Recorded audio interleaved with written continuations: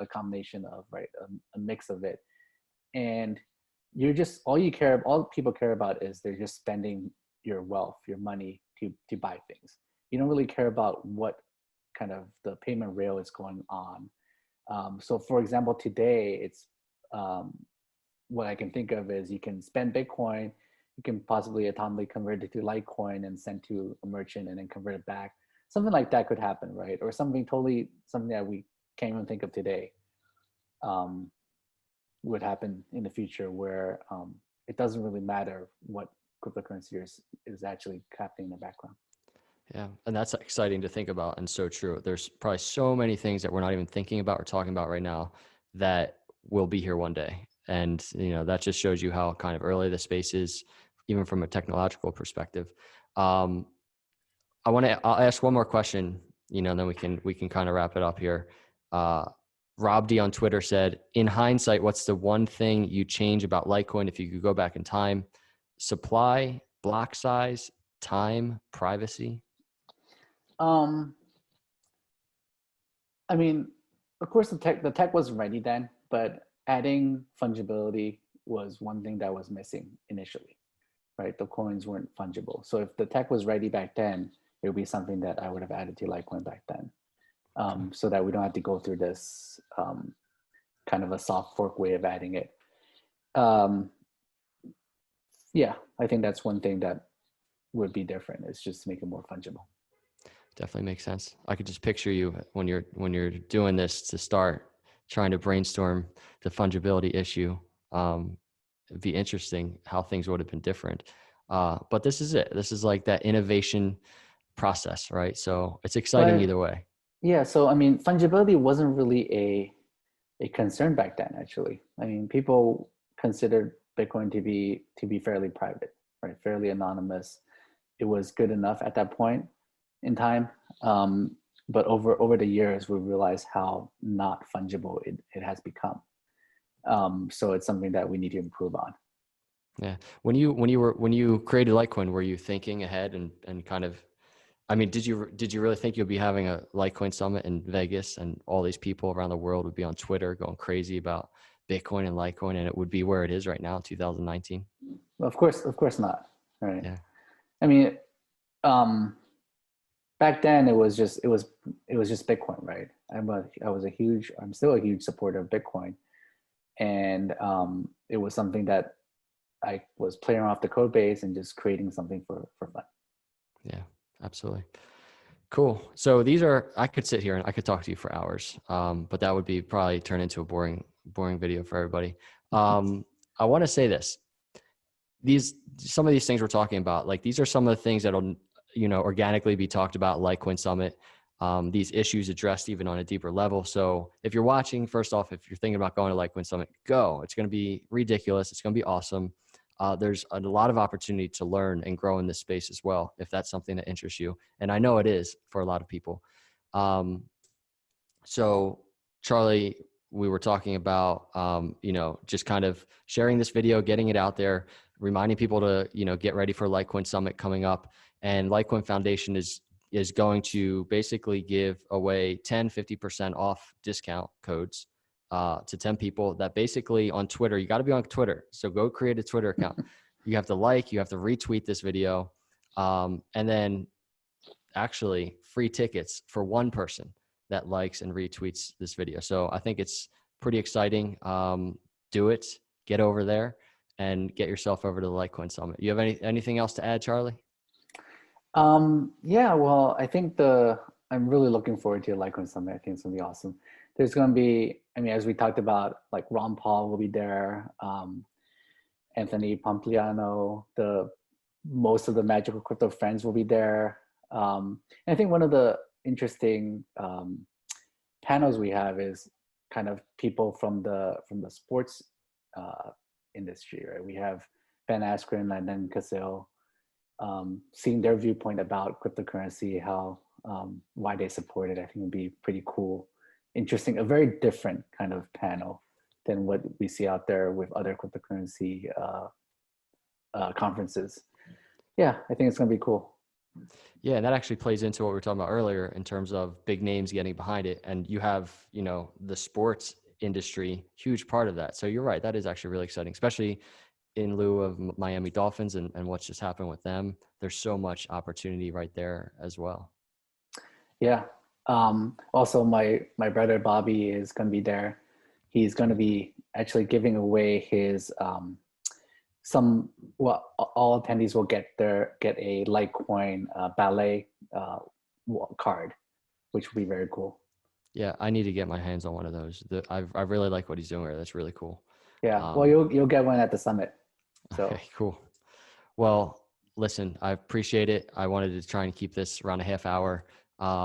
Thank you so much. If you're here, get on Twitter. If you're on Twitter, you know, like, share this this video. And we're looking forward to seeing you over there at the Litecoin Summit. Charlie, thank you so much. I really, truly appreciate you coming by, and God bless you, man. sure. Thanks for supporting Litecoin. Of course.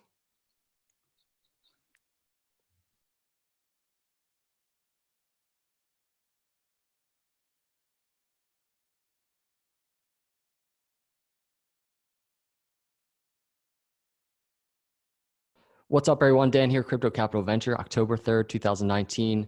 A special guest. First time actually having Charlie on the channel. Very excited, very grateful. We're going to talk a few things here. We're going to talk Litecoin Summit. We're obviously going to talk Litecoin. And we're going to talk Litecoin adoption, crypto adoption. Some things I've been wanting to ask Charlie. Charlie, what's up, man? Thank you so much for coming on the channel. Hey Dan, thanks for having me. We talked during last year's summit, right? Litecoin Summit. True. But and that was actually, I guess I should rephrase. This isn't our first time on the channel, but this is like our first video interview. I mean, that was something better, right? Face to face, first Litecoin Summit ever. That was definitely awesome. Yeah. Well, listen, I appreciate you coming on again. A lot happening. It was, you know, you saw some of the notes that I had written down for kind of what to talk about. It's so tough to kind of put it all together. There's so much happening in crypto. There's so much happening in Litecoin specifically. So I want to start with this because this is just me personally speaking to you. I was looking the deeper things of the deeper part of things, and for you with Litecoin, all the stuff that is going on, including Litecoin Summit. I like to just reel it back in, and you know, I want to just from you in terms of Litecoin. You created Litecoin, right? So with all this stuff going on, I like to just put it into perspective. This has to be something like you're incredibly passionate about, and I just kind of wanted to get a sense from you real quick what it means to you, and you know, moving forward, what your hopes are for this thing that you created. As most of you probably know, I kind of created it just for fun, right? Didn't really expect it to become anything. And it's become so successful that, yeah, it's take over my life, right? For better or worse. So I'm totally dedicated to it. Yeah, basically right now I see Litecoin as something that helps push the kind of the crypto revolution, right? That helps make it happen. So I do whatever I can to kind of help this movement. And I think Litecoin is a good everyday crypto for people to use. It's fast, it's cheap, it's affordable, and it's easy to use. So I see it as kind of helping people get into this space. Absolutely. And yeah. And I think it did. I mean, personally, when I started even this channel, Crypto Capital Venture channel, Litecoin is pretty much the doorway I walk through in getting into crypto. So I think it's doing that for so many people all over the place. So that's awesome. So second Litecoin Summit coming right up. A special Mm-hmm. announcement, by the way, at the end of this video for anybody watching. What are you looking to get out of the Litecoin Summit? And we'll talk some specifics here in a second, but you know, I always think about the Litecoin Summit and what it could potentially mean for the growth of Litecoin, the growth of adoption. Are those just some general things you're looking to get out of it? I think the summit is always a good chance to kind of reach out to new people in this space, right? For people who aren't really into crypto yet or who just starting to get in, it's a good way to kind of learn more about cryptocurrency, Litecoin and Bitcoin. Um, Bringing kind of the whole Litecoin family to one place and celebrate Litecoin and cryptocurrency in general. I think it's a good. I think it's a great event. I mean, last year we had a blast. I think this year will be better. Yeah, I agree. I feel like it's going to be. I feel like it's going to be bigger and better. Um, so speaking of Litecoin Summit, this past week or so, big news came out. I mean, there's some, you know, there's some awesome guests that are going to be there, some amazing speakers. Big news about Ron Paul, and I want to talk about that for a minute. We had a question from Twitter. AB Matthew said, why Ron Paul at the Litecoin Summit? What's his added value and what does he bring to the table? Yeah, so I'm a huge fan of Ron Paul for many years now. He's a libertarian. I think he's pretty into cryptocurrency in general, and I like his stance on kind of. I don't know if you guys remember, but he was pushing for auditing the Fed. Right, he wrote a book about ending the Fed. He's always against like the Fed just printing money without uh, any checks and balances. Right, the Fed can do whatever they want with the money supply. And that's kind of what crypto is solving, right? Having a fixed supply, a set schedule that no one can muck with. And I think Ron Paul is kind of on the same page with what most cryptocurrency supporters believe in. So having him speak at the Litecoin Summit, I think will be awesome. I mean, a lot of people are looking forward to it. I think he's a great speaker and a hero, I would say. Absolutely. So and that's probably a good point too, because we talk about cryptocurrency catching on, right, on a global scale. And we also look at the government aspect of things. So to have, healthy channels, within government that can, have impact and have a voice, I think is definitely strong. So I think it makes complete sense to have somebody like him at the Litecoin Summit. I think it's a big win. Do you think that, having big, well-known figures like Ron Paul, do you think it helps push crypto forward at events like, the Litecoin Summit? Sure. I mean, just in general, having well-known figures in this or in the society talking about crypto will bring more people in, right? People will hear about like Ron Paul talking about Bitcoin or Litecoin and just wondering what's the deal with it and do research into it, right? I think right now we need more of that, right? We need more people to be exposed to this new asset class and learn about what's so great about cryptocurrencies and how it's going to change society. Yeah, absolutely. I mean, because I'm always thinking about, now I'm going to get to this in a second, but I'm always thinking about how, like, what is going to be that main thing that just sets cryptocurrency on fire? Is it going to be like just these well-known figures just getting on board and then that kind of just like lights the fire? Is it going to be just a long-term, steady, slow growth? I always wonder about that. But it's not going to be a steady slow growth, right? It's like ups and downs, right? So Yeah. and most of it is controlled by prices. So when a price spikes, like in 2017, like all the media outlets are talking about Bitcoin, about the price, and that brings more people in. Unfortunately, it brings people in at the high price, and they buy in at the high. But but over time, it's going to be higher highs and higher lows, right? So until we get to a point where cryptocurrency is mainstream. Definitely. That makes sense. Do you think the same thing for things like hash rate, higher highs and higher lows? Because that's been volatile as well, if you look at the charts. Hash rate follows price, right? So it's pretty. There's a clear, consequence of the hash rate is basically a lagging indicator of the price. If the price goes up, the hash rate will go up because the miners are getting paid more, and more miners will come into this space because of that. True. So price going up, and I guess it's no secret, is good for adoption.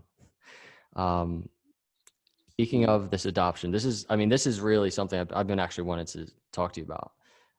We were in Philly, I forget, maybe 6 months ago or something, and we we were talking briefly about this, is about adoption. And I've been struggling personally with this topic. And I think it's good in context of the Litecoin Summit. We look a lot, especially on Twitter, you know, adoption being payments, using it. And I personally have not been there. I've been just accumulating, you know, I do technical analysis. I try and buy the dips as best I can. And I've just been simply just accumulating and storing it away. Personally, I haven't had a big interest in spending it. When I envision a world where I'm spending Litecoin, first off, I do envision that world.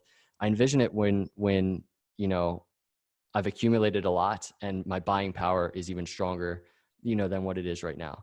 I don't know if that's wrong or not. I feel like bad sometimes saying that, and I really don't talk about that a lot. But I guess, how would you define adoption? You know, crypto payments, you know, Litecoin payments, or accumulating and holding crypto? Can they go hand in hand in terms of adoption? Can holders be part of the adoption movement? I actually think holders are also adopting the coin, right? So money is two things, right? It's store of value and a means of exchange. So if you're just using it for storing value, you're still like adopting it, right? You're still using it for one of its purposes, which is to store your value, to not lose money, right? You don't want, like fiat currency right now, it's getting inflated away, right? If you store your fiat currency when you use dollar, over time it's becoming less and less useful, or it's becoming worth less and less. So it's not a good store of value. So that's why people see gold as a good store of value, and Bitcoin and Litecoin are good store of values. So if you're just using that as a store of value, you're